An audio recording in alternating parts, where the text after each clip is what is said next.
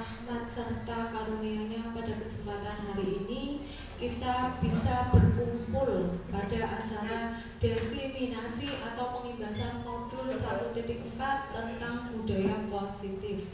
Salawat dan salam tak lupa kita haturkan kepada beliau Nabi Agung Nabi Muhammad SAW yang kelak kita nantikan syafaatnya di yaumul qiyamah. Amin Allahumma amin.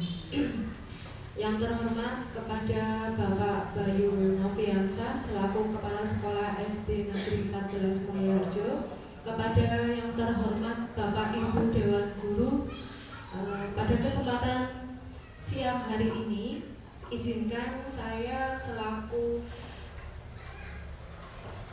CGP Angkatan 10 memaparkan tentang desiminasi atau pengibasan modul 1.4 tentang budaya positif. Tapi sebelum saya memaparkan materinya, kita bersama-sama berdoa terlebih dahulu ya Bapak Ibu, agar kegiatan pada siang hari ini berjalan dengan lancar dan nantinya bisa bermanfaat untuk kita semua. Monggo bersama-sama kita membaca basmalah.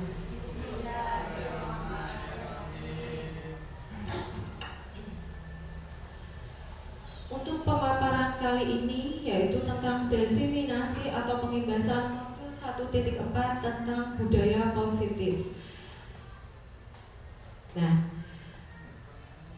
sebelum saya memaparkan materinya, ada beberapa pertanyaan pemantik yang mungkin bisa Bapak Ibu jawab dengan menggunakan kata setuju, tidak setuju. Oke. Ada dua, setuju dan tidak setuju. Monggo ini secara lisan mawon nggih, Pak Bu.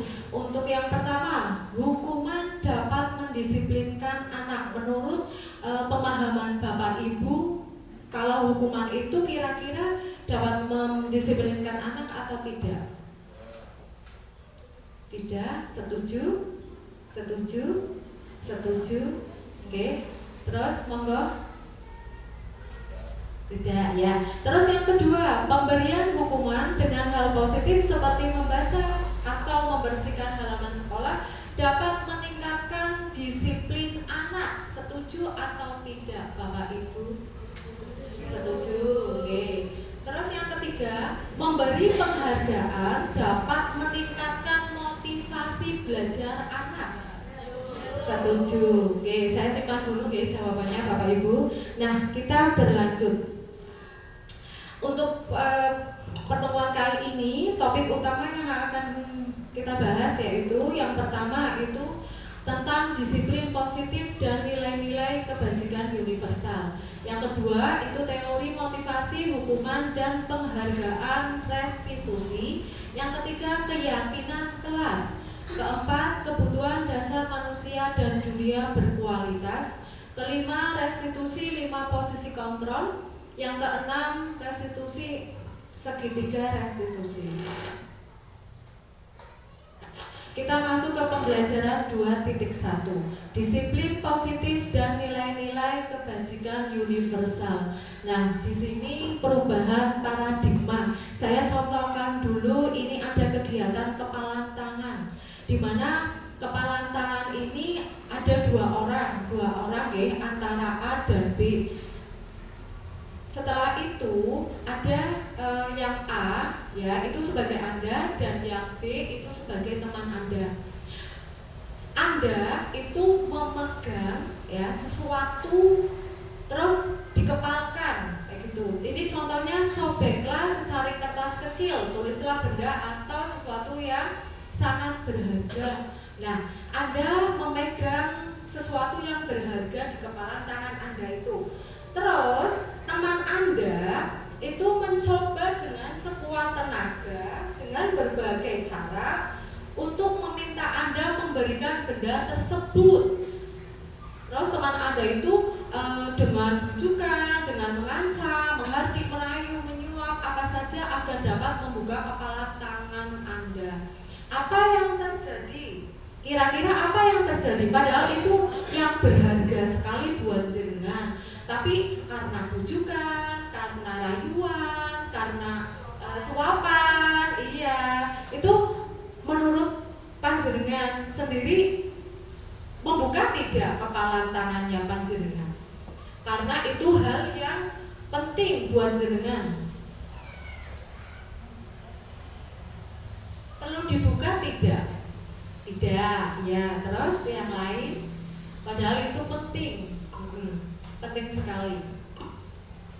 Ya, ada yang menjawab tidak, ada yang menjawab juga kayak gitu ya. Nah, sekarang gini, ini merupakan teori kontrol, di mana posisi kita itu yang mengontrol diri kita sendiri. Berarti kalau misalnya kita menjawab tidak, ya berarti itu merupakan sesuatu yang memang tidak perlu untuk dibuka dan tidak perlu teman kita tahu tentang apa yang kita kepalkan di situ.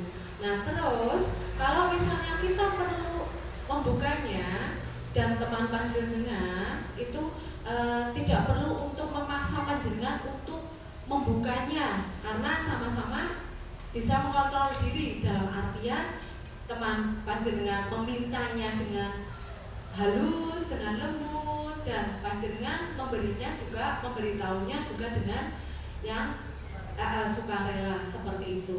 Oke. Nah, masuk ke perubahan paradigma atau teori kontrol, teori pilihan, ilusi kontrol, di mana ilusi guru mengontrol murid. Ya, ada 4 ilusi guru mengontrol murid. Ilusi bahwa titik dan membuat orang merasa bersalah dapat menguatkan karakter. Yang keempat, ilusi bahwa semua penguatan positif, efektif, dan bermanfaat.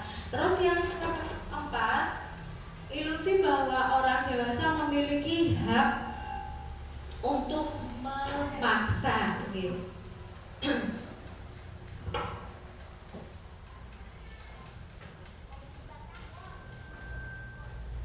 Lanjut ya Bu. Nah, di sini perubahan paradigma stimulus respon, teori kontrol atau teori pilihan.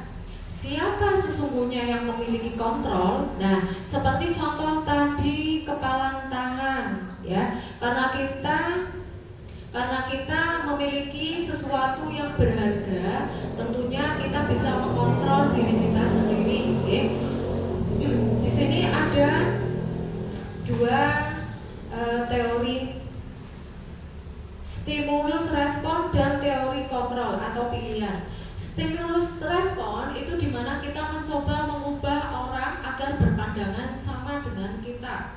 Terus yang kedua, perilaku buruk dilihat sebagai suatu kesalahan. Yang ketiga, orang lain bisa mengontrol saya. Yang keempat, saya bisa mengontrol orang lain. Terus selanjutnya, pemaksaan ada pada saat bujukan gagal. Yang terakhir, model berpikir menang atau kalah. Nah, sementara dari pandangan teori kontrol atau pilihan, ya, kita berusaha memahami pandangan orang lain tentang dunia, ya. Kita berusaha memahami pandangan orang lain. Berarti setiap orang itu memiliki pandangan sendiri, perspektif sendiri-sendiri. Kita tidak bisa memaksa orang untuk sesuai dengan pandangan kita. Kamu harus ikut loh sama pemahaman saya, pandangan saya itu harus seperti ini, enggak seperti itu, ya Bu. Itu masuk di teori kontrol. Semua perilaku memiliki tujuan, ya. Semua perilaku memiliki tujuan. Hanya ada yang bisa mengontrol diri Anda. Hanya Anda yang bisa mengontrol diri Anda. Ya, tentunya kita ya bisa mengontrol diri kita. Tentunya kita harus berusaha mengontrol diri kita. Nggak ada orang lain gitu ya. Maksudnya kita kontrol kita ya di bawah sadar kita sendiri, itu nggak tergantung dari orang lain. Terus Anda tidak bisa mengontrol orang lain. Terus kolaborasi dan konsensus menciptakan pilihan-pilihan baru. Terus yang terakhir, model berpikir menang-menang. Lanjut. Nah, masuk ke disiplin positif. Nah, teori kontrol dari Dr. William Glasser. Nah, di mana itu terbagi menjadi 4. Anda tidak bisa mengontrol orang lain, hanya Anda yang bisa mengontrol diri sendiri, diri Anda. Semua perilaku memiliki tujuan.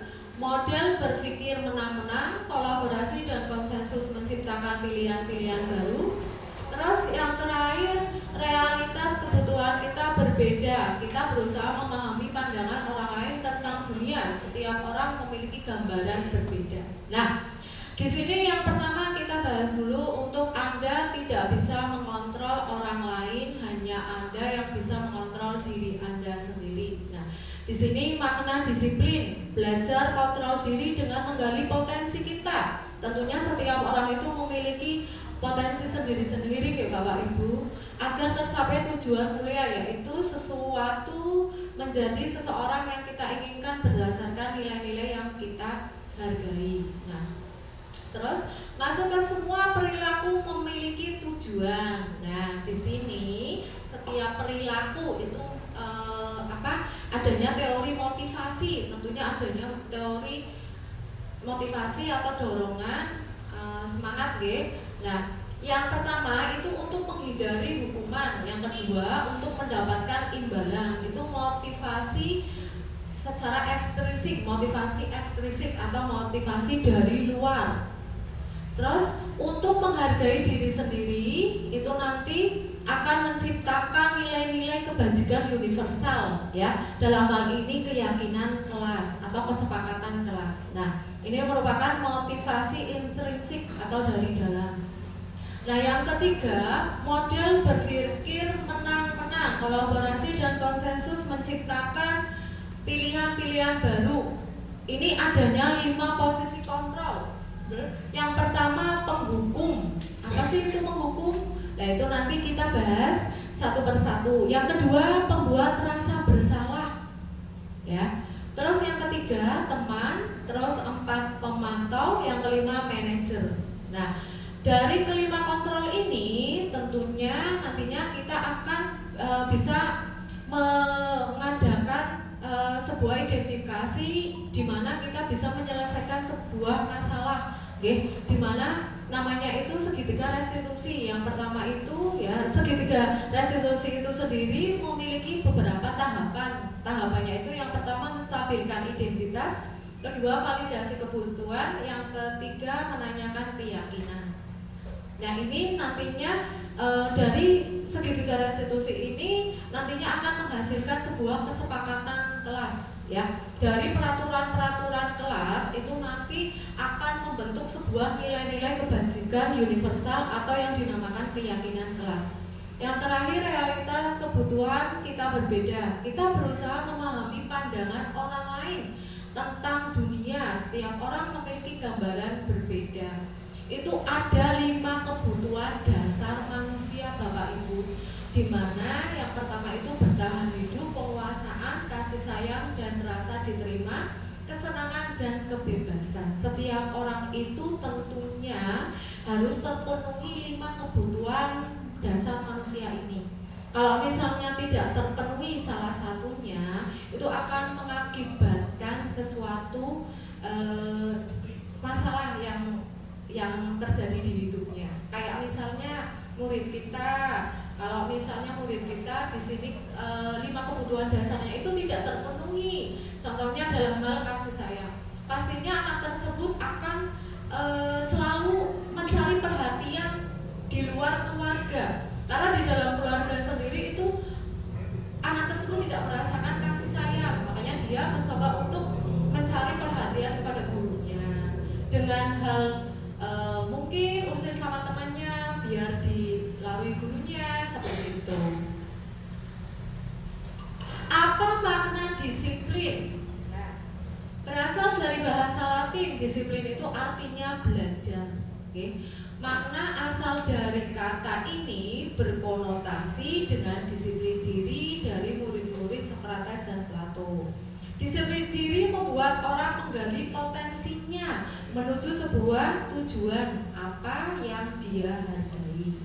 Namun dalam budaya kita, makna kata disiplin telah berubah menjadi sesuatu yang dilakukan seseorang pada orang lain untuk mendapatkan kepatuhan. Kecenderungan umum adalah menghubungkan kata disiplin dengan ketidaknyamanan, bukan dengan apa yang kita hargai atau pencapaian suatu tujuan mulia. Nah, ini nilai-nilai kebajikan universal. Nilai-nilai kebajikan universal adalah sifat-sifat positif manusia yang merupakan tujuan mulia yang ingin dicapai setiap individu. Nilai-nilai tersebut bersifat universal dan lintas bahasa, suku bahasa, agama maupun latar belakang. Setiap perilaku atau perbuatan memiliki suatu tujuan, itu menurut William Glasser ya pada teori kontrol. Dengan mengaitkan nilai-nilai kebajikan yang diyakini seseorang, maka motivasi intrinsiknya akan terbangun. Jadi motivasi dalam dirinya akan terbangun dan akan menimbulkan nilai-nilai kebajikan. Contohnya di sini sesuai dengan profil pelajar Pancasila, beriman bertakwa kepada Tuhan Yang Maha Esa, berakhlak mulia, mandiri, bernalar kritis, berkebinekaan global, bergotong royong dan kreatif. Di mana nilai-nilai kebajikan ini diharapkan muncul dari kesadaran diri sendiri, ya. Makanya kenapa di sini seseorang maka motivasi intrinsiknya akan terbangun itu dari dalam diri sendiri.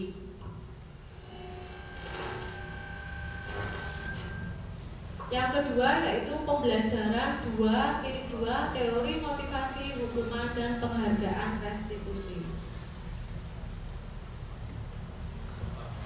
Teori motivasi perilaku manusia. Nah, di sini ada motivasi eksternal dan motivasi internal. Di mana motivasi eksternal itu pengaruh dari luar, sementara motivasi internal itu pengaruh dari dalam. Nah, yang pertama, untuk menghindari ketidaknyamanan atau hukuman, apa yang akan terjadi apabila saya tidak melakukannya? Oke, nih ini termasuk motivasi dari luar karena saya melakukan kesalahan nih, bagaimana saya tidak akan dihukum seperti itu. Terus yang kedua, untuk mendapatkan imbalan dari orang lain atau institusi, apa yang akan saya dapatkan apabila saya melakukannya? Berarti ini berharap mendapat sebuah imbalan, oke? Ini termasuk motivasi eksternal atau dari luar, pengaruh dari luar. Yang ketiga, untuk menghargai diri sendiri, saya akan menjadi orang yang seperti apa bila saya melakukannya. Nah, ini motivasi internal yang terbangun dalam diri sendiri, kesadaran diri sendiri. Nah, tujuan dari disiplin positif itu untuk menghargai diri sendiri. Nah, ini ada kalimat yang sangat bagus sekali dari Ki Hajar Dewantara bahwa merdeka itu artinya tidak hanya terlepas dari perintah, akan tetapi juga cakap untuk memerintah diri sendiri. Oke. Maksudnya apa? Di sini kita tentunya harus bisa mengontrol diri sendiri, ya. Tidak selalu untuk diperintah, kamu harus seperti ini, kamu harus berbuat baik, kamu harus ini. Terus kalaupun sudah berbuat baik, nanti ada imbalan yang didapatnya. Lah nanti di kemudian hari ketika anak tersebut berbuat baik, dia tidak dari dalam dirinya sendiri, tapi karena sebuah imbalan atau penghargaan. Nah, dihukum oleh penghargaan, maksudnya apa dihukum oleh penghargaan? Di sini bahwa penghargaan berlaku sama dengan hukuman. Kayak yang tadi saya jelaskan Bapak Ibu, bahwa dalam arti meminta atau membujuk seseorang melakukan sesuatu untuk memenuhi suatu tujuan tertentu dari orang yang meminta atau membujuk. Dorongannya eksternal dan akan ada faktor ketergantungan. Beberapa dampak dari pemberian penghargaan. Nah, ini menurut Elvi Kohn. Nah, maksudnya apa? Di sini contohnya Bu, murid kita biasanya kita pancing dengan sesuatu yang mereka akhirnya termotivasi. Tapi di sini nuwun sewu untuk pemberian reward, penghargaan itu biasanya kan kita berupa sesuatu nggih, barang atau katakanlah permen lah kayak gitu nggih. Tapi sebenarnya itu nantinya akan berdampak Bapak Ibu, berdampak untuk si anak tersebut yang akhirnya ketika dia melakukan sesuatu itu nantinya akan meminta imbalan. Saya mau berbuat ini, nanti Bu Guru senang, nanti saya dikasih ini, saya nanti dikasih ini. Nah, makanya kenapa dinamakan dihukum oleh penghargaan seperti itu. Dan efeknya itu pengaruhnya jangka panjang dan jangka menengah. Itu penghargaan menghukum, penghargaan mengurangi ketepatan, penghargaan tidak efektif, dan penghargaan merusak hubungan. Yang akhirnya dampak dari penghargaan itu nanti akan berpengaruh sekali kepada si anak tersebut. Makanya ketika kita mau memberikan penghargaan itu lebih ke mungkin dengan jempol bagus ya, atau mungkin dengan bintang seperti itu.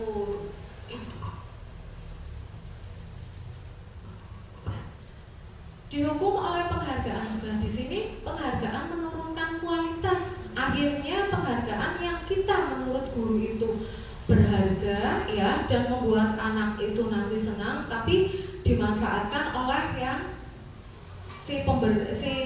diberi penghargaan, okay? Nilainya itu akan berkurang, akan menurun kualitasnya karena anak tersebut akan menganggap sebagai suatu penghargaan itu ya kita berbuat baik tidak tulus tapi karena penghargaan kan kreativitas, terus penghargaan mengurangi motivasi intrinsik. Nah ini penghargaan mengurangi motivasi intrinsik, motivasi pengaruh dari dalam.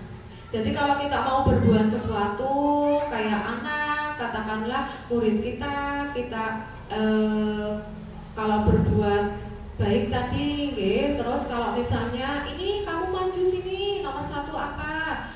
Ini jawabannya nanti dikasih permen ya Bu. Nah itu bukan sesuatu yang nanti bisa menumbuhkan motivasi intrinsiknya dari anak tersebut. Karena ketika disuruh maju tapi dia belum mengharapkan sebuah imbalan.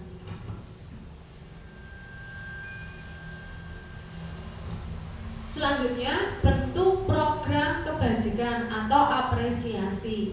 Dalam memberikan apresiasi atau pengakuan, perlu diingat beberapa hal. Beri pengakuan secara khusus, beri pengakuan secara pribadi. Kamu hebat, kamu pintar. Beri pengakuan kepada semua murid secara bergantian. Jadi kalau misalnya di dalam kelas, itu dengan tingkat itu keberhasilan anak tentunya berbeda-beda. Apalagi nuwun sewu untuk SPPI itu sendiri memiliki anak-anak yang beragam, keberagaman ya, hambatan yang dimiliki oleh anak-anak. Tentunya setiap anak itu memiliki tadi progres kemajuan sendiri-sendiri, sehingga tentunya kita perlu memberikan pengakuan kepada semua murid, jangan hanya anak-anak itu saja, tapi semuanya diapresiasi biar anak menumbuhkan rasa percaya diri karena diakui. Terus beri pengakuan secara konsisten dan fokus pada proses. Jadi memang untuk kita memberikan apresiasi tentunya yang diapresiasi itu prosesnya, bukan hasilnya.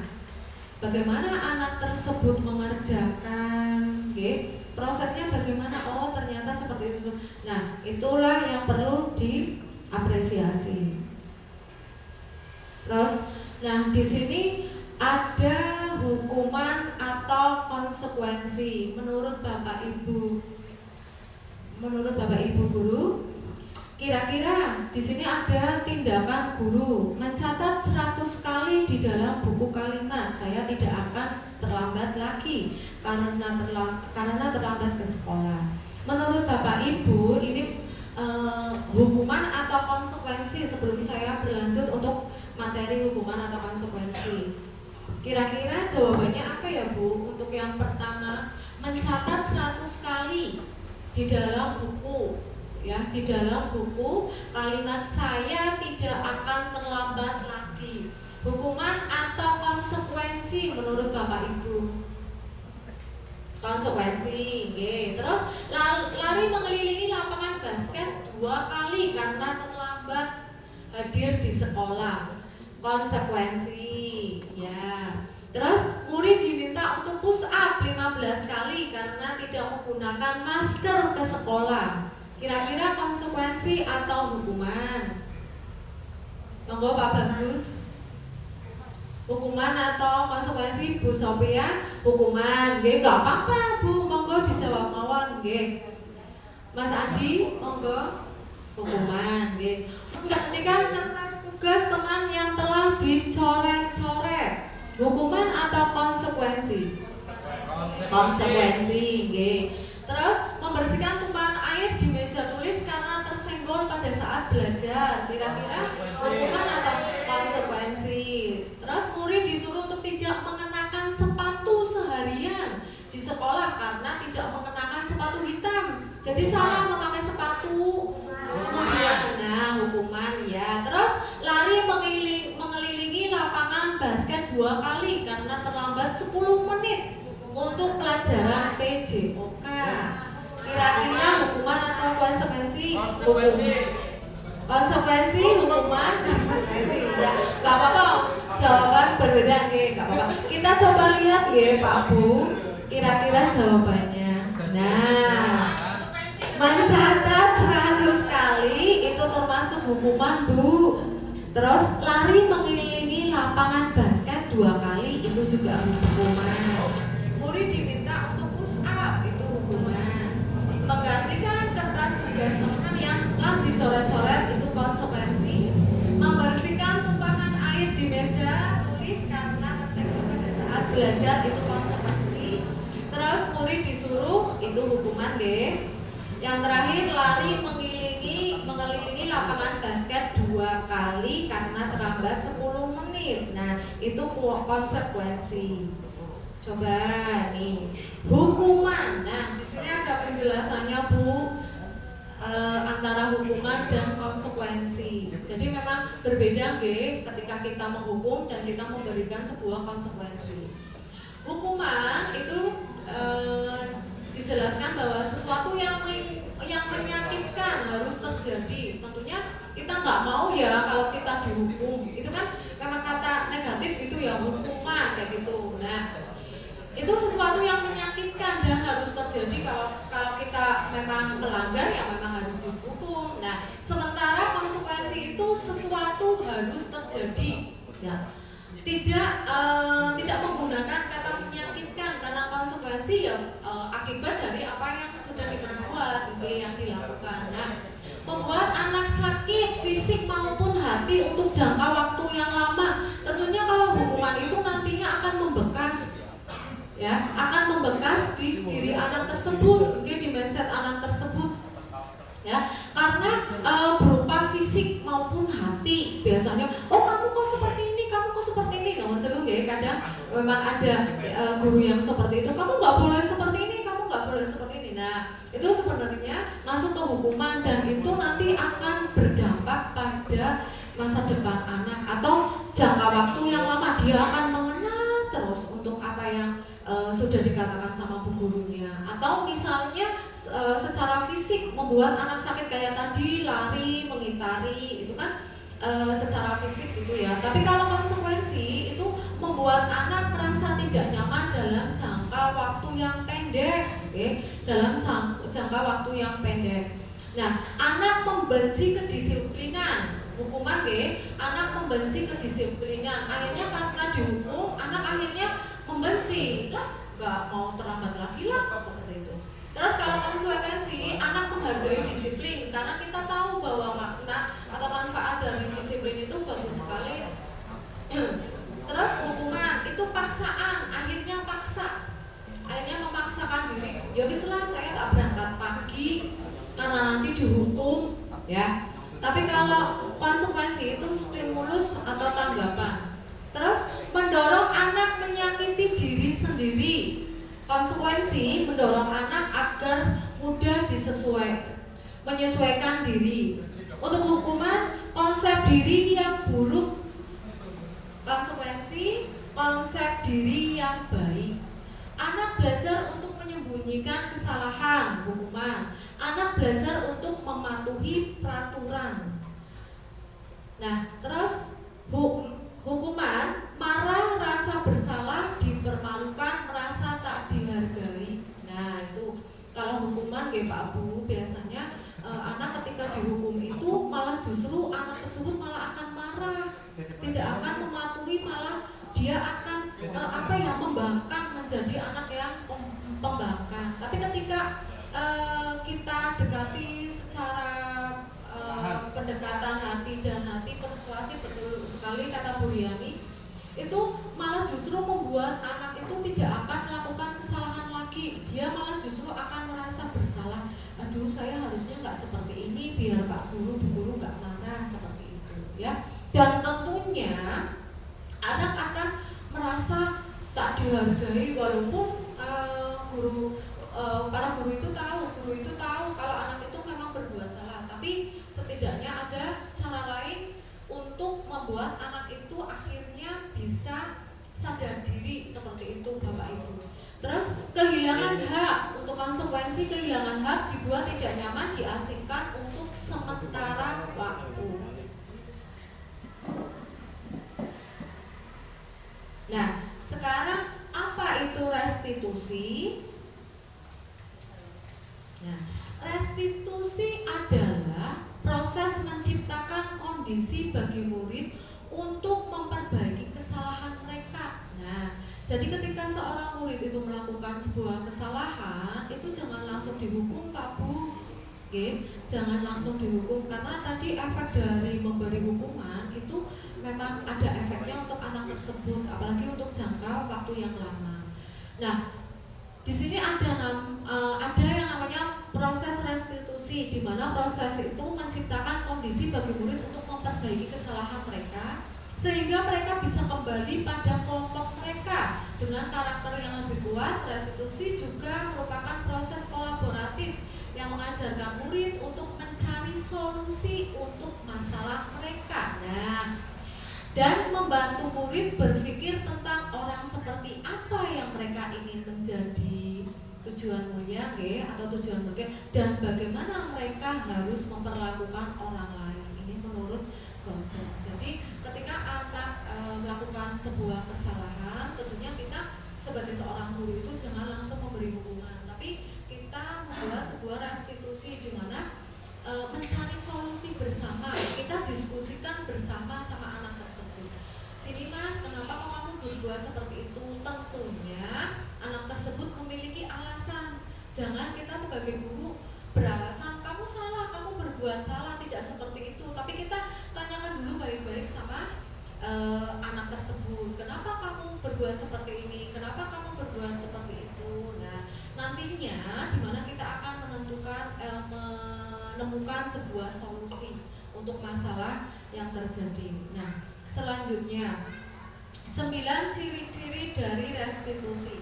Yang pertama, bukan untuk menebus kesalahan, namun untuk belajar dari kesalahan. Ya, tentunya ketika seorang anak itu membuat kesalahan, kita mengajak ngobrol, diskusi bareng sama anak tersebut. Nah, di mana tentunya mencari solusi bersama, dan nantinya si anak tersebut akan belajar dari kesalahannya, tidak akan mengulangi lagi seperti itu, Pak Bu. Terus yang kedua, memperbaiki hubungan. 3, tawaran bukan paksaan. Nah, di mana sebuah restitusi itu sebuah tawaran, kamu mau kalau misalnya kamu dampaknya seperti ini. Nah, enggak Bu Guru. Nah, itu tentunya akan tercipta sebuah komunikasi yang seperti itu. Nah, bukan paksaan, kamu harus berubah, kamu harus seperti itu, bukan Bu. Soalnya kalau misalnya semakin seorang anak itu dipaksa, dia nggak akan sadar, malah justru dia akan mengulangi kesalahannya. Yang kelima, restitusi menuntun untuk melihat ke dalam diri. Restitusi mencari kebutuhan dasar yang mendasari tindakan. Restitusi diri adalah cara yang paling baik. Restitusi fokus pada karakter, bukan tindakan. Terus restitusi fokus pada solusi. Restitusi mengembalikan murid yang berbuat salah pada kelompoknya. Nah, ketika kita sudah ngobrol bareng sama anak tersebut, dan tentunya anak tersebut tidak merasa oh guru kok seperti ini ya, tapi murid itu malah justru merasa dirangkul. Saya berbuat salah, tapi bu guru kok mau ya mendiskusikan saya bareng-bareng mencari solusi gitu.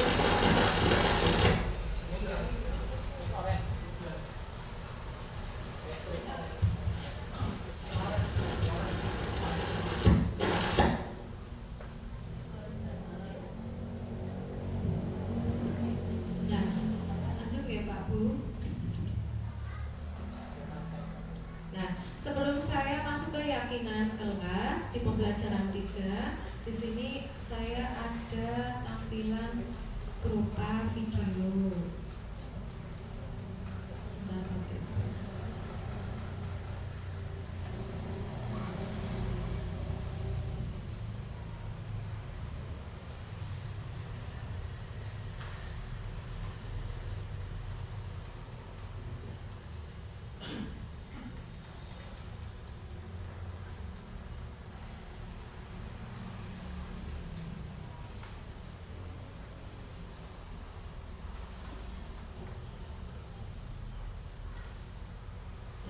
Lanjut dulu ya Bapak Ibu.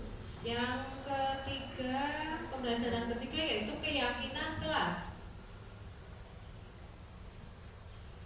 Keyakinan kelas. Nah, ini ada pertanyaan Bapak Ibu, mengapa tidak peraturan saja? Mengapa harus keyakinan kelas? Yang pertama, mengapa kita memiliki peraturan harus menggunakan helm bila mengendarai kendaraan roda 2? Terus yang kedua, mengapa kita memiliki peraturan 3M menggunakan masker, mencuci tangan, dan menjaga jarak 1,5 meter? Mengapa kita memiliki peraturan harus datang tepat waktu pada saat mengikuti pelatihan? Untuk mendukung motivasi intrinsik, kembali ke nilai-nilai atau keyakinan-keyakinan yang lebih menggerakkan seseorang dibandingkan mengikuti serangkaian peraturan. Tentunya untuk pertanyaan pertama, mengapa kita memakai helm Bapak Ibu? Mengapa kita memiliki peraturan harus menggunakan helm? Kira-kira kalau misalnya panjenengan memakai helm, itu apakah karena memang mematuhi peraturan yang ada, atau memang Anda panjenengan lebih menyadari bahwa kalau misalnya kita berjalan menggunakan motor itu di jalan raya, ketika tidak memakai helm berbahaya tidak? Berbahaya nggak Bapak Ibu? Nah, tentunya dari situ terdukunglah motivasi intrinsik dari dalam bahwa kalau kita tidak memakai helm itu nantinya akan berbahaya, tidak hanya mematuhi sebuah peraturan, tapi memang lebih ke motivasi intrinsik dari dalam diri sendiri. Nah, ini Bapak Ibu, peraturan kelas. Bapak Ibu mesti sudah membuat peraturan kelas, gitu. Peraturan kelas itu contohnya seperti ini Bapak Ibu. Nah, datang tepat waktu, mengucapkan salam, menjaga kebersihan sekolah, terus berdoa sebelum dan sesudah kegiatan, aktif dalam pembelajaran dan tertib. Itu merupakan peraturan kelas. Nah, di mana dari peraturan-peraturan kelas yang sudah diciptakan bersama, tentunya bersama murid, akan membentuk sebuah keyakinan kelas, di mana itu keyakinan kelas di sini itu memunculkan nilai-nilai kebajikan, nilai-nilai kebaikan dalam diri murid tersebut, yang nantinya dari keyakinan kelas ini akan tercipta lingkungan yang positif. Tentunya anak-anak tersebut sudah sadar akan apa sih yang harus saya perbuat ketika saya memang masih bersekolah, ya saya harus datang tepat waktu. Nah, itu akan membentuk lingkungan yang positif dan yang akhirnya akan menciptakan budaya yang positif. Nah, di sini yang mana yang merupakan keyakinan kelas? Kira-kira yang mana yang merupakan keyakinan kelas, Bapak Ibu?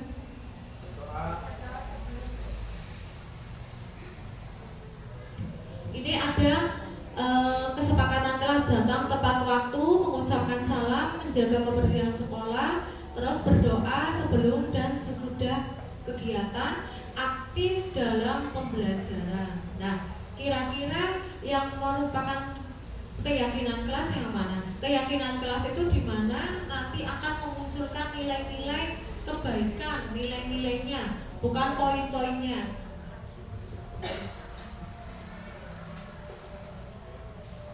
Monggo ada yang berpendapat, kira-kira yang mana? Oke. Berarti dari gambar yang kiri dan gambar yang kanan. Kalau misalnya tadi berarti satu rangkaian datang tepat waktu, mengucapkan salam. Nah, sebelah kanan tentunya Pak Bayu iya, kesepakatan kelas. Nah, non sewu, kesepakatan kelas di sini itu sama dengan keyakinan kelas. Itu sudah jelas. Kami guru dan murid yang saling menyayangi. Ya, itu kesepakatannya saling menyayangi. Di sini ada kata saling menyayangi. Terus kami murid yang semangat belajar, ya. Terus kami murid yang peduli dengan teman-teman. Itu kata apa yang menjadikan nilai kebajikan untuk poin C? Peduli, ya, betul sekali. Kami murid yang semangat. Nah, tentunya nilai kebajikannya semangat. Tapi kalau yang di sebelah kiri itu lebih ke peraturan sekolah. Berdoa sebelum dan sesudah kegiatan. Terus aktif dalam pembelajaran. Itu kan peraturannya aktif dalam pembelajaran. Nah, itu kesepakatan kelasnya atau nilai kebaikannya itu kami murid yang semangat belajar. Nah, seperti itu.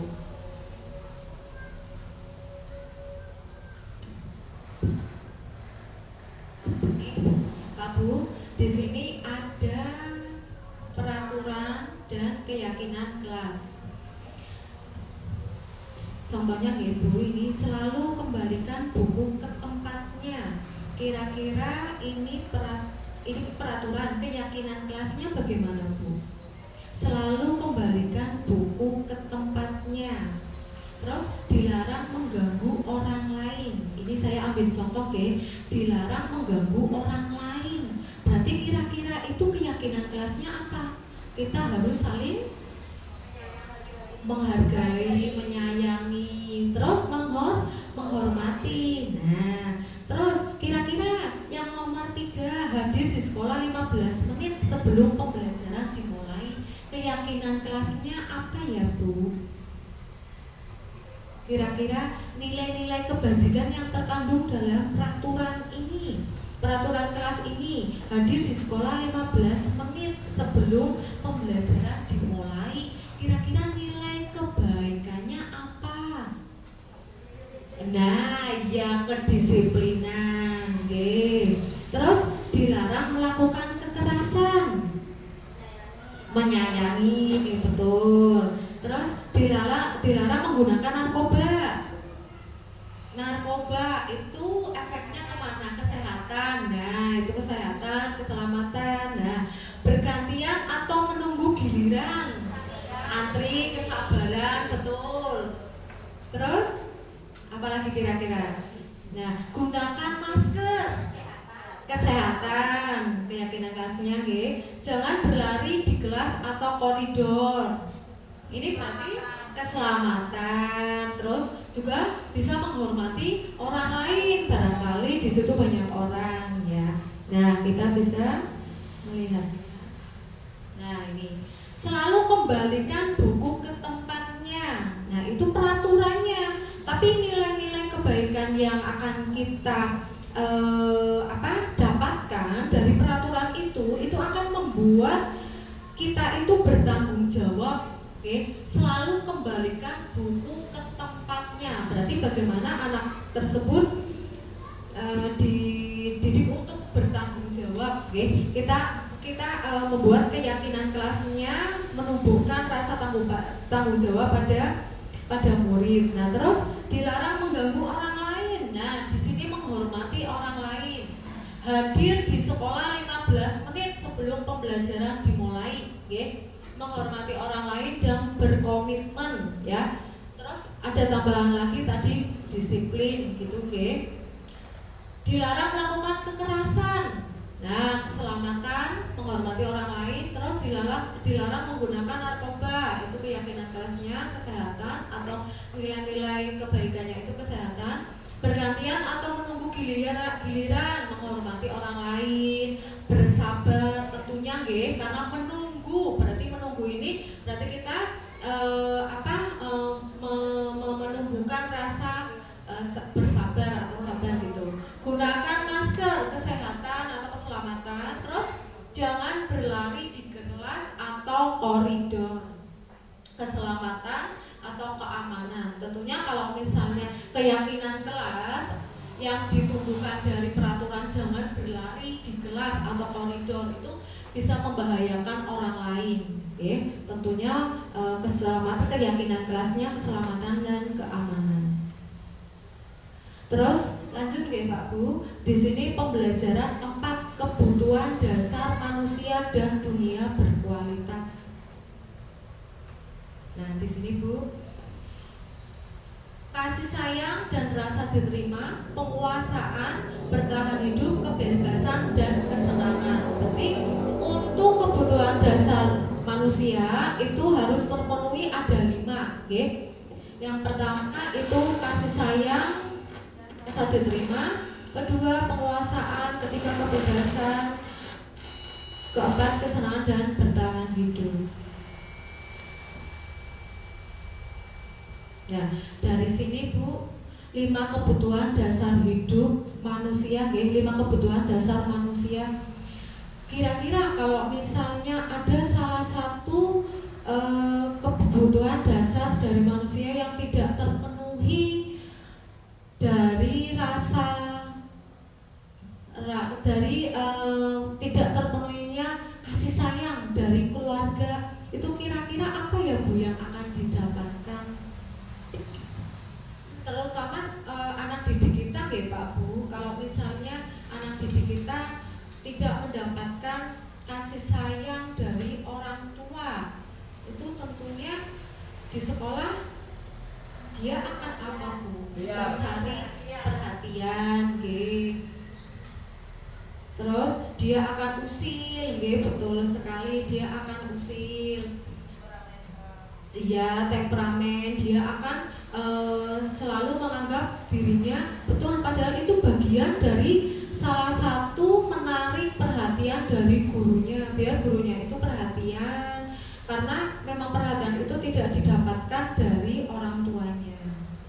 Nah, terus saya jabarkan dulu ya Bu. Yang pertama bertahan hidup, merupakan kebutuhan yang bersifat fisiologis untuk bertahan hidup, misalnya kesehatan, rumah dan makan. Terus komponen psikologis dari kebutuhan ini adalah kebutuhan akan perasaan aman.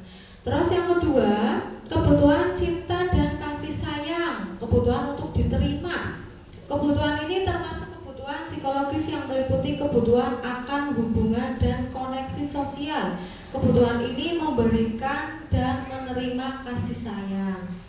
Yang ketiga, yaitu kebutuhan penguasaan atau kebutuhan pengakuan atas kemampuan.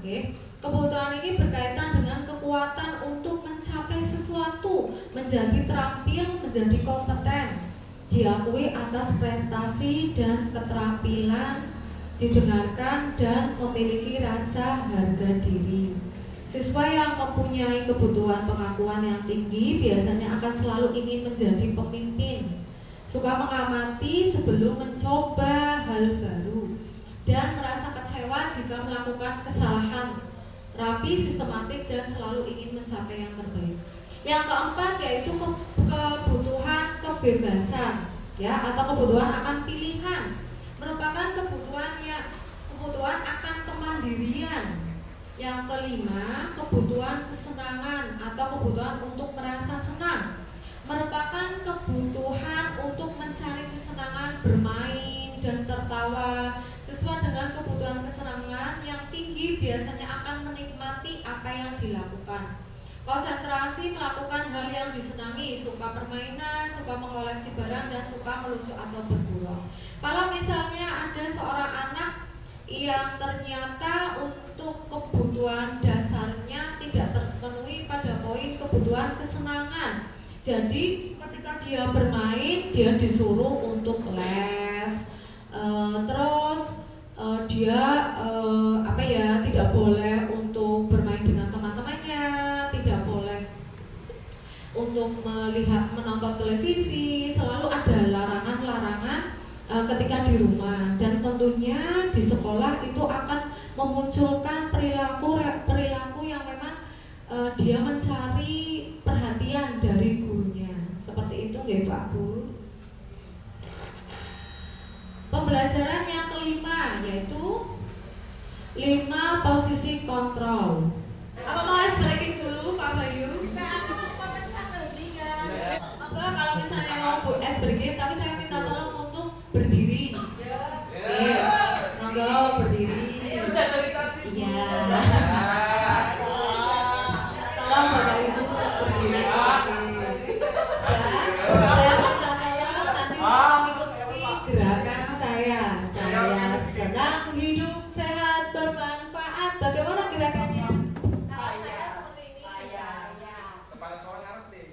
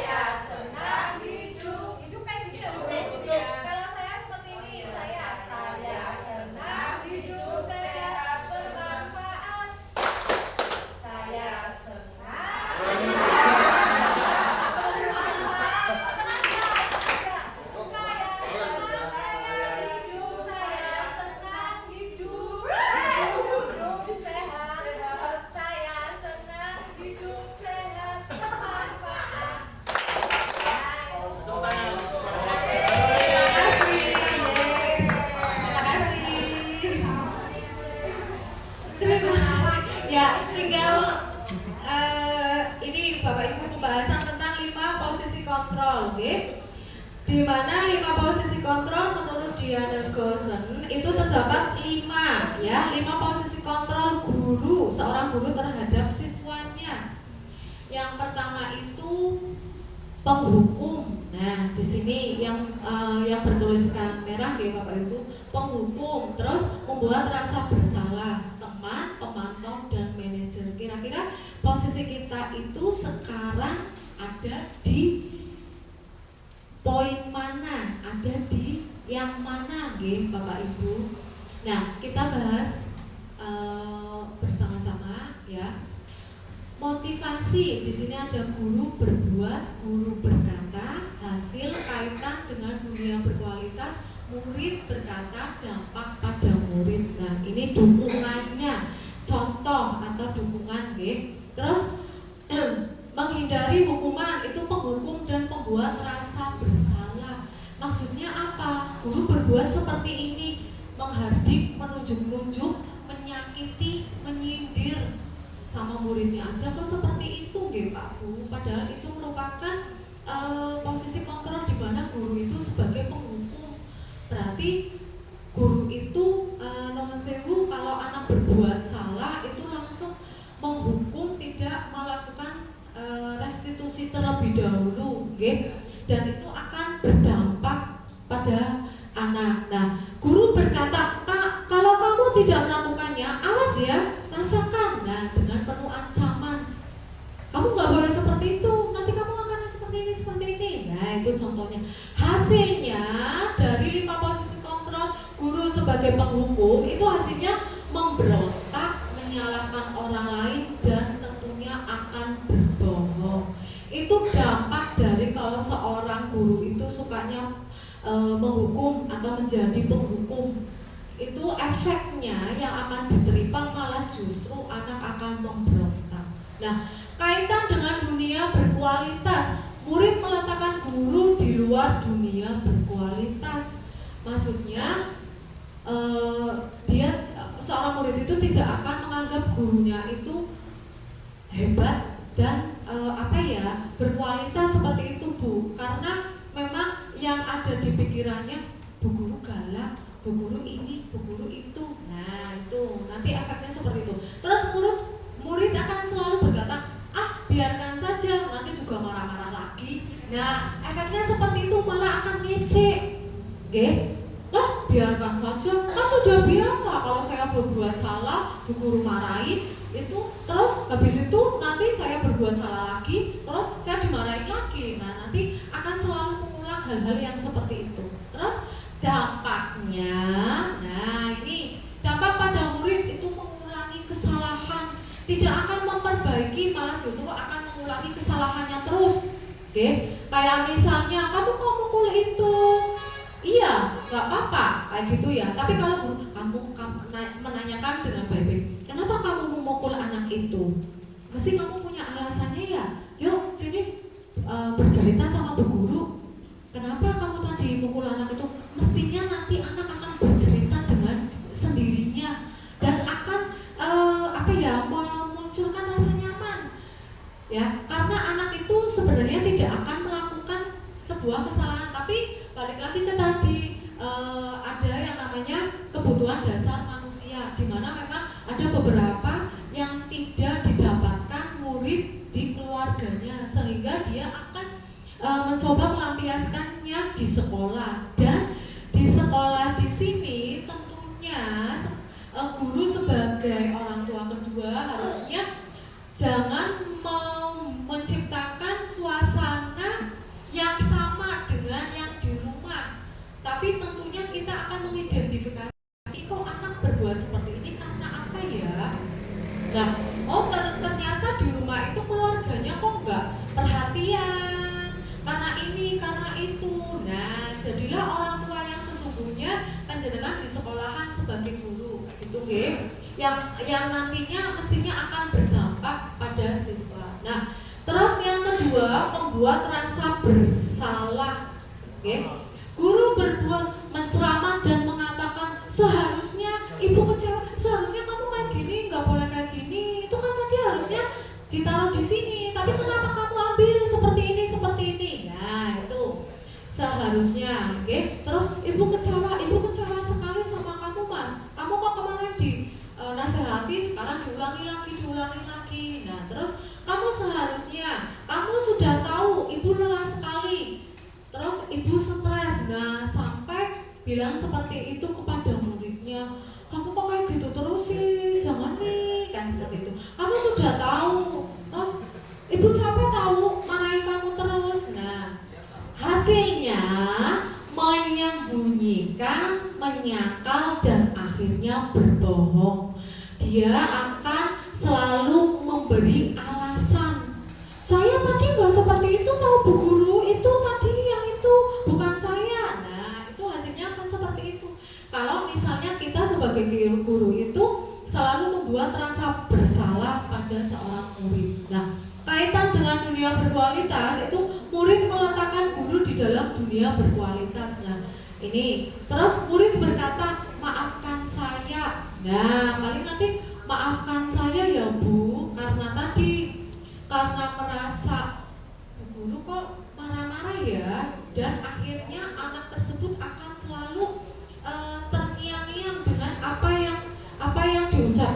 gurunya, yang efeknya dampak pada muridnya itu akan merasa rendah diri, akan merasa rendah diri. Nah, terus identifikasi berhasil atau sukses kontrol dari luar, mengharapkan imbalan atau ketergantungan pada orang lain. Nah, di sini seorang guru itu, posisi guru itu menjadi seorang teman, membuat alasan-alasan untuk murid.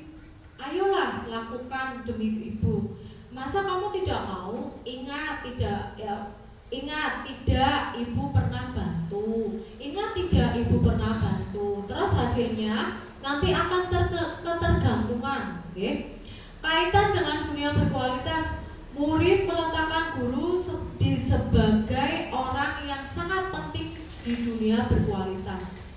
Terus murid akan berkata, saya pikir bapak ibu teman saya ternyata begitu. Nah, dampak pada muridnya itu lemah, tidak mandiri dan tergantung.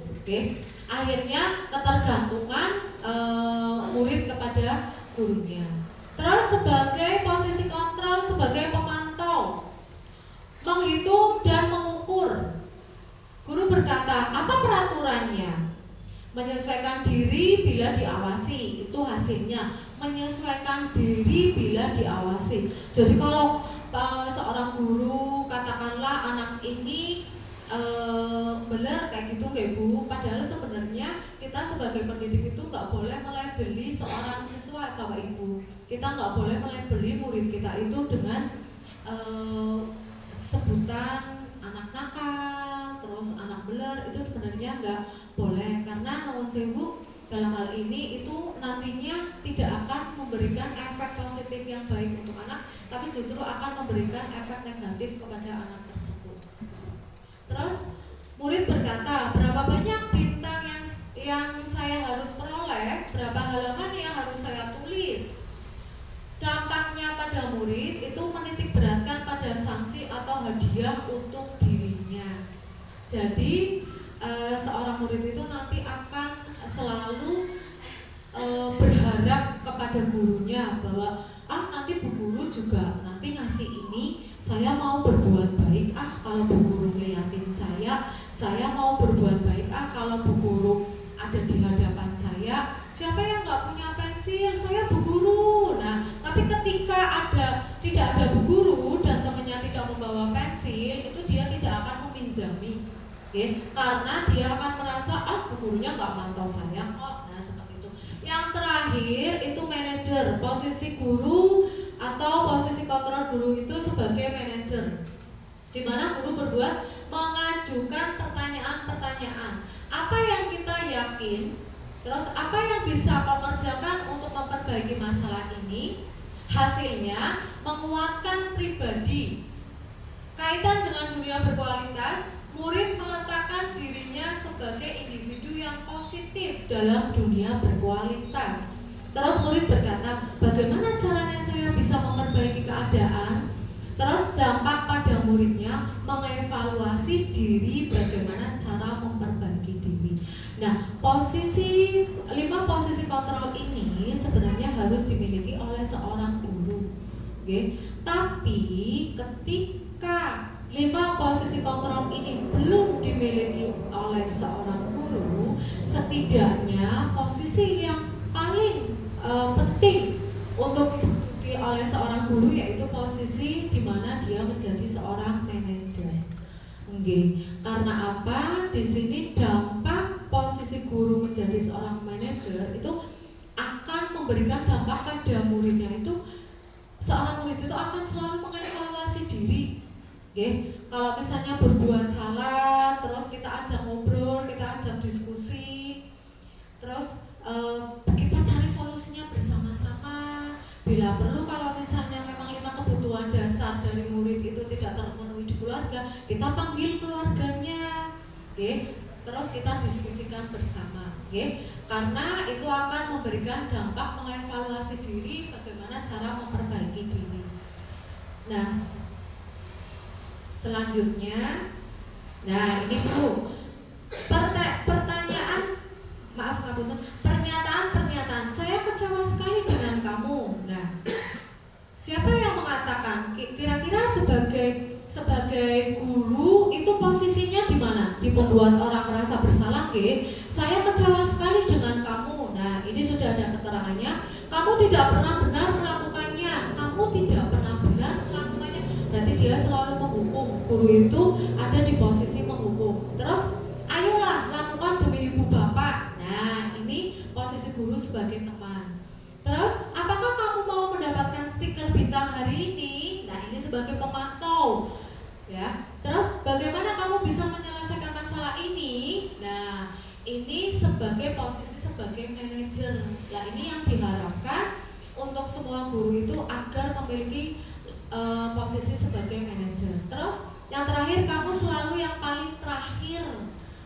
Walaupun kalimatnya sangat pendek tapi mengandung makna, itu kamu selalu yang paling terakhir. Nah, itu kejam sekali. Iya, yang akhirnya seorang siswa murid itu, kita kan nggak tahu ya Bu perasaan seorang siswa bagaimana anak itu mentalnya di rumah, dia nggak tahu di perlakuan dari orang tuanya. Makanya kenapa ketika kita menjaring siswa itu pertama kali itu diadakan yang namanya asesmen awal, di mana kita akan menanyakan bagaimana kondisi orang tuanya, terus pekerjaan, terus keadaan orang tuanya di rumah, karena efeknya bagaimana nanti kita memberi kebutuhan belajar pada anak tersebut. Otomatis kalau misalnya di rumah orang tuanya kerja semua, ini anaknya nggak ada yang ngurus. Nah, berarti di sini kita itu sebagai guru itu berarti harus menempatkan diri kita sebagai orang tua, di mana anak itu tidak mendapatkan sebuah kasih sayang. Nah, yang terakhir Bapak Ibu, pembelajaran ke-6 yaitu segitiga restitusi. Amputan ini sebentar. Nah, segitiga restitusi ini ada 3 validasi kebutuhan, menanyakan keyakinan, dan menstabilkan identitas. Kamu tentu punya alasan mengapa melakukan itu. Nah, ketika seorang anak itu melakukan sebuah kesalahan, ya, tentunya kita harus memvalidasi kebutuhan anak dulu dengan memberikan pertanyaan. Kamu tentunya punya alasan ya kenapa kamu melakukan itu. Nah, terus menstabilkan identitas. Setiap orang pasti pernah melakukan kesalahan, ya. Bu Guru tahu kamu itu mesti punya alasan kenapa melakukan itu, dan Bu Guru tahu kalau setiap orang itu mesti pernah melakukan sebuah kesalahan. Tapi, ya seperti itu. Terus menanyakan keyakinan, nilai-nilai apa yang telah disepakati. Kamu ingin menjadi orang yang seperti apa? Nah, kalau misalnya kamu nakal terus sama teman-temannya, kamu pengen jadi apa nantinya? Gak boleh seperti itu. Ayo kita bareng-bareng mencari solusinya. Nah, lanjut. Menstabilkan identitas, ini contohnya ya Bu, seperti yang tadi saya sudah jelaskan. Terus validasi kebutuhan. Guru berkata, kamu bisa saja kan melakukan hal yang lebih buruk, tapi kamu tidak melakukannya kan. Nah, jadi kalau misalnya anak tersebut melakukan kesalahan, ya, itu kita tidak memberikan sebuah kalimat yang akhirnya membuat anak itu membuat alasan-alasan di mana berkelit kayak gitu, maksudnya biar saya tidak dihukum, tapi kita mengajak siswa itu untuk sebagai teman, membantu murid mengenali basic kebutuhan dasar yang ingin dipenuhinya ketika melakukan kesalahan. Pada dasarnya setiap tindakan manusia tujuannya adalah memenuhi kebutuhan dasar. Nah, itu 5 tadi kebutuhan dasar. Nah, terus yang terakhir itu menanyakan keyakinan. Anak melihat kesalahannya dibuktikan dengan norma sosial dan nilai-nilai yang mendasari manusia berinteraksi dengan orang lain. Guru berkata, apa nilai yang kita percaya di kelas atau sekolah kita? Nah, misalnya seperti ini. Kamu kenapa hari ini datang terlambat? Ya, kita nggak langsung menjustis anak. Kamu kenapa terlambat? Harusnya kan jam 7 ini seperti itu. Nah, tapi ditanya baik-baik, kenapa kamu datang terlambat? Gak apa-apa, namanya anak berangkat ke sekolah itu ya kadang ada saja saja yang bisa membuatnya terlambat. Nah sekarang Bu Guru mau tanya, kira-kira kalau kamu datang terlambat berarti kamu itu tidak mentaati kesepakatan kelas yang telah kita sepakati. Dalam hal ini berarti nilai-nilai kebajikan universal apa yang telah kita sepakati. Berarti dalam ini dia melanggar nilai kedisiplinan Bapak Ibu. Nah, masuk ke refleksi. Nah, satu lagi Bapak Ibu yang saya mau tanyakan, kira-kira dari pemaparan saya yang sudah saya sampaikan, hal baru apa yang mengubah paradigma Bapak Ibu, ya? Terus apa yang sudah Bapak Ibu dapatkan? Terus yang kedua, perasaan apa yang muncul selama mengikuti sesi ini, khususnya mengenai makna disiplin dan motivasi intrinsik.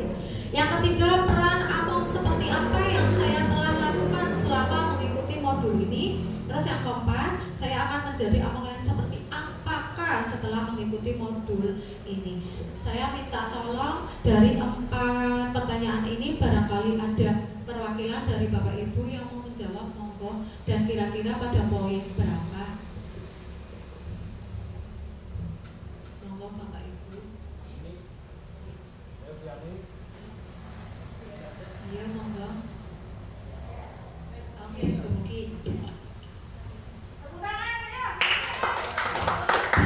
Kilati. Assalamualaikum warahmatullahi wabarakatuh. Waalaikumsalam warahmatullahi wabarakatuh. Bapak Ibu, terima kasih atas materi kepada saya. Saya akan mencoba merefleksi untuk yang nomor 1. Hal baru apa yang mengubah paradigma saya yang saya dapatkan? Jadi setelah saya mendapatkan ilmu hari ini ya dari CGP misalnya, ternyata selama ini saya itu salah ya Bapak Ibu. Ternyata banyak sekali kesalahan yang kita lakukan. Jadi kadang ada anak yang terlambat, kita langsung menjudge, langsung memarahi begitu. Ternyata kita selama ini salah. Ternyata selama ini yang kita lakukan adalah hukuman. Padahal ternyata yang harus kita lakukan adalah konsekuensi ya Miss ya, bukan hukuman yang kita lakukan. Jadi ternyata pembelajaran hari ini tuh sangat berharga sekali buat saya. Ternyata selama menjadi guru banyak kesalahan yang saya lakukan.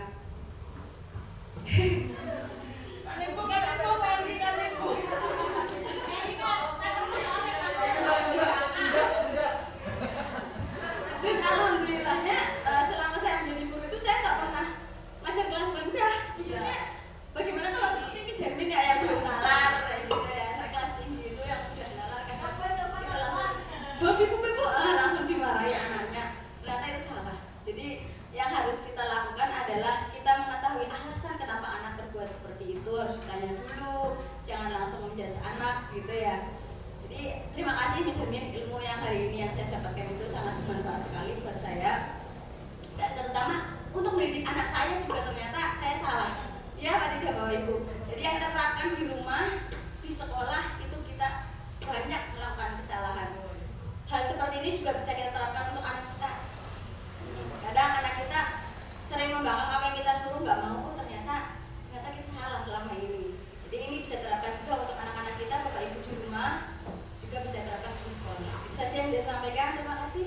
Assalamualaikum warahmatullahi wabarakatuh. Waalaikumsalam warahmatullahi wabarakatuh. Terima kasih kepada Bu Mukiwati yang tadi refleksinya sangat bagus sekali. Ternyata alhamdulillah apa yang saya sampaikan itu mengena dan bermanfaat insya Allah buat panjenengan semua yang nantinya kita akan merubah dari sekarang, karena memang seorang guru itu memang seseorang yang yang dibutuhkan dari murid ketika murid itu tidak mendapatkannya di rumah. Berarti orang tua kedua, jangan sampai di rumah tidak mendapatkan, di sekolah lebih-lebih. Nah itu nanti pelariannya kemana lagi, kan akhirnya anak tersebut di sini tidak nyaman, di sana tidak nyaman, dan akhirnya nanti berdampak pada hal-hal yang seperti tadi saya sampaikan. Nah, alhamdulillah sudah di penghujung acara. Terima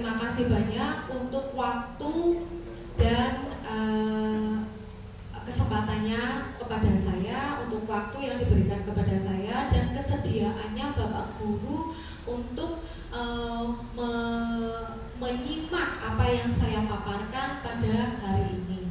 Sebelumnya saya mohon maaf barangkali selama penyampaian saya itu memang tidak berkenan atau memang susah untuk dipahami, karena dalam hal ini ngapunten, ini hal yang baru buat saya, nggih Bapak Ibu.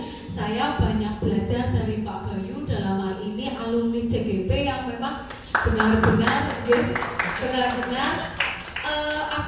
teori yang sudah didapatkan dan langsung diimplementasikan, betul sekali. Dan saya berharap Bapak Ibu guru termotivasi untuk mengikuti program ini, karena memang nuwun sewu manfaat dan tentunya ilmu yang didapat itu sangat luar biasa. Hanya saja saya sendiri itu public speakingnya itu masih perlu belajar lagi, ya Bapak Ibu. Saya mohon dimaklumi karena memang